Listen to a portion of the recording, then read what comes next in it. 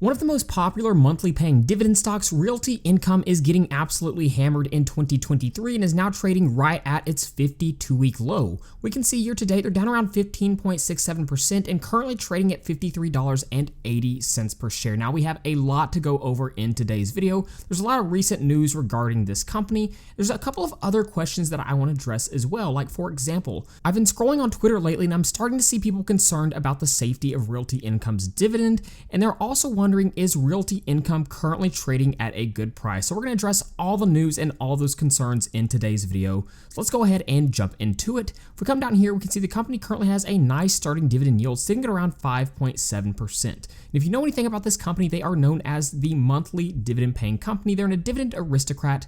They've been increasing the amount they pay in dividends for over 25 consecutive years. So when you look at this dividend history, it really is a thing of beauty. REITs don't typically have quite as much dividend growth, but overall this company has done a pretty good job of growing its dividend at a decent rate over the past 25 years. Now, historically speaking, this company has seen pretty phenomenal returns. We can say since they were listed, they have around a 14.2% compound annual total return and 103 consecutive quarterly increases. Now, speaking of dividend increases, if I scroll up here, we can see the company just recently announced another dividend increase, and we can see they hiked it by 0.2% to 25.6 cents per share. Now, keep in mind that 0.2% isn't the dividend increase for the entire year. That's just a quarterly dividend. Actually, if we jump over to my dividend discount model, you can see right here that most recent dividend increase, and you compare it to where it was last year over year, it's really around a 3.23% dividend increase. That's pretty much in line with what the average has been over the past few years. So overall, I think that's fairly good news. That's a pretty decent dividend hike, and it's on par with where they have been in the past. So that's the first news we need to address. The next thing I want to address is Realty Income has recently invested $950 million in Las Vegas real estate. Now, this news actually caught me a little off guard because if we look at typically what kind of real estate they invest in, they have 11% in convenience stores, grocery stores around 10%, dollar stores around 7%, home improvement around 6%. Really nothing that would make me think they're going to invest in Las Vegas real estate. And if we look at their tenants, a lot of them are very well-known popular tenants such as Walmart, we have Dollar General, we have things like Walgreens, FedEx, we even have Lowe's, AMC Theaters. So the news about buying Las Vegas real estate was definitely a little unexpected, but it does make me think that their management is looking to grow their real estate portfolio in different ways. Now, in the last bit of news that I do want to address about Realty Income is they recently filed to sell up to 120 million of its shares. Now, if you're an investor in a company, hearing that they're selling off 120 million shares is definitely not the news you want to hear because it's going to dilute the shares that you own. Now, selling off shares for real estate investment trusts is actually a little bit more common than you would expect, and really it has to do with the fact that REITs have to distribute at least 90% of its taxable income to shareholders annually in the form of dividends. So that means they only have around 10% left over to do things like reinvest back into the business, which makes it hard for a REIT to grow unless they do one of two things. They either have to take on new debt, or like we see here, they have to issue new shares. And with the recent rise in interest rates, taking out debt is really not a good idea. So it looks like in order to do things like acquire Las Vegas real estate, they are issuing new shares. Now, the question we need to answer when it comes to Realty Income, as far as how healthy is the company actually, is how are their funds from operations growing? Now, we need to go into the financial statements to look at this. You'll find it on the income statement. If we scroll down here to the bottom, we should be able to find funds from operation. Okay, here we go, right here, FFO. We want to see growth in the funds from operations year over year. So if we look at the past decade, they've actually done a really good job of growing their funds from operations year over year.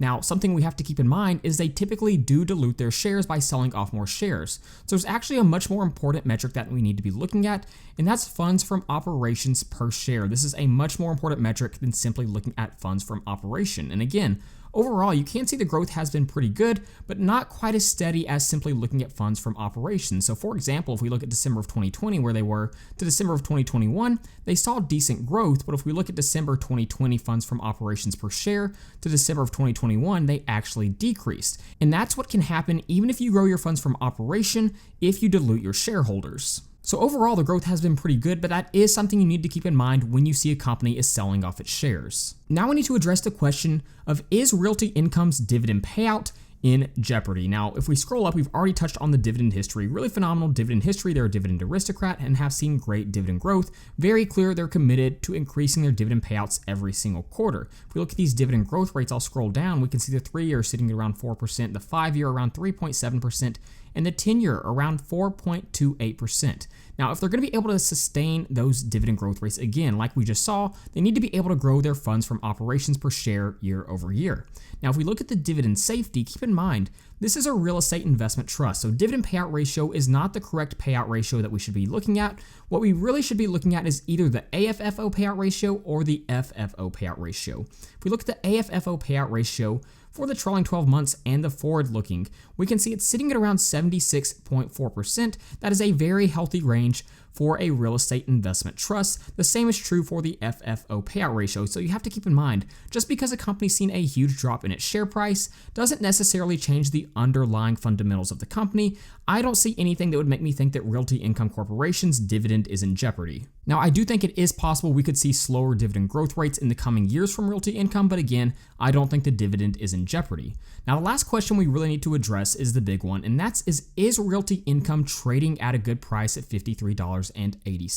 Again, year to date, down almost 16%, and they're trading right at their 52-week low. They've been as high as almost around $69 per share over the past year. So to answer that question, what we need to do is jump into my REIT valuation spreadsheet. So let's go ahead and jump back over to my stock screener. We'll go ahead and zoom out. And again, like always, if you'd like to be able to download this spreadsheet and join a community of dividend investors, then you can head over to my Patreon page at the link in the description. So if we come up here and plug in O and hit enter, you can see all this data is going to automatically load in. We've already touched on the dividend data. Moving averages all down quite a bit. We can see the 20, 50, and 200-day moving averages down by a pretty large amount. Now, analysts currently have a target price of around $68 per share, institutional ownership pretty high at around 83%, and a beta of just 0.79, so you should see a little less volatility with this company. Now, before we look at the valuations, there's one more thing that I do want to mention. If we look at how other REITs have performed year to date, Realty Income is not alone. While the S&P 500 is up around 15.73% year to date, we can see other real estate investment trusts are getting hit pretty hard as well. And I think a lot of people would argue that's due to the current interest rate environment. With interest rates currently being high, you can get pretty safe, risk-free high returns, which to a lot of people at this time is more attractive than investing it into a real estate investment trust, which may be part of the reason we have seen such a downward trend in real estate investment trusts. Now, that being said, this could lead to an opportunity in the future. So let's go ahead and jump into our first valuation. And the first one we're going to look at is the AFFO multiples valuation. This is essentially a way to value a real estate investment trust based on how the market is valuing REITs similar in structure. So you can see our comparable companies right here, and we're looking at the price to AFFO multiple for these comparable companies. The average price to AFFO is sitting at 16.47, while Realty Income's is sitting at 14.83. So when we take that into consideration and plug in our formula, we can see the intrinsic value we come to with Realty Income is sitting right at around $60 per share, a decent bit higher than that current trading price. Now, the next valuation we're going to look at is the historical price to FFO valuation model. Basically, this is a way to see how the company is valued right now compared to where it has been historically. So what I've done, I plugged in the historical price per share, and then I plugged in the historical FFO per share. So now we can see the historical price to FFO multiple, and we kind of have a trend line right here. Now, the current price to FFO is sitting at 13.22, while the average price to FFO over the last 10 years for O has been 18.7. So when you compare to where it's been over the past 10 years compared to where it is currently, this company looks like it's quite a bit undervalued. Now, the last valuation model that we will be looking at is what we glanced at for a second earlier, and that is the dividend discount model. This is a way to value a company based on how much they pay out in dividends and how much that dividend is increasing year over year. So I plugged in the monthly dividend payouts, and here's the new dividend payment, so we can see our year over year dividends and our dividend increases. We've seen 3%, around 1%, around 5%, and in the most recent around 3.23%. So that's an average growth rate of around 3.06%. Moving forward, I'm projecting a dividend growth rate of around 3.5%, discount rate of 8%, and that gives us a dividend discount model price per share of $70.60, which if you will remember, that's actually pretty close to what we saw analysts had their target price at. So when we jump over to our output tab, we can see our two valuations.